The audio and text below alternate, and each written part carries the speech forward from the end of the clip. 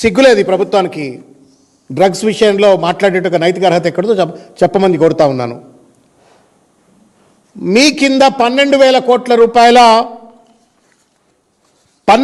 కోట్ల రూపాయల విలువైనటువంటి ఒక డ్రగ్ను తెలంగాణ పోలీసులు పట్టుకోలా.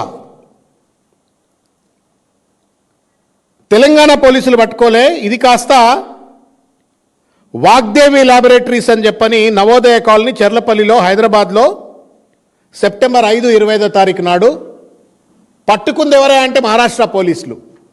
పొద్దున్న లేస్తే రేవంత్ రెడ్డి నేను ఈగలు పెట్టినా, ఈగలకు ఫోర్స్ ఇచ్చినా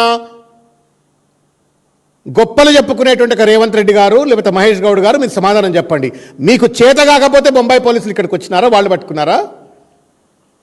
డ్రగ్స్ నియంత్రణలో మీ యొక్క వైఫల్యం ఎంత స్పష్టంగా ఉందనడానికి కారణం నిదర్శనమే వాగ్దేవి ల్యాబొరేటరీస్లో బొంబాయి పోలీసులు వచ్చి దాదాపు 12,000 కోట్ల రూపాయల విలువ చేసేటువంటి ఒక డ్రగ్స్ను పట్టుకున్నారు. దాదాపు 13 మంది నిందితులను లోకల్ పోలీస్ అరెస్ట్ చేయలే, బొంబాయి పోలీస్ అరెస్ట్ చేసింది.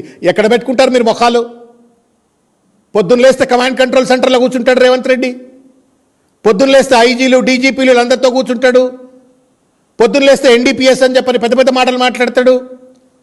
ఎందుకో 12,000 కోట్ల రూపాయల డ్రగ్స్ను బొంబాయి పోలీసులు పట్టుకున్నారు, ఎందుకు లోకల్ పోలీసు పట్టుకోలేకపోయింది?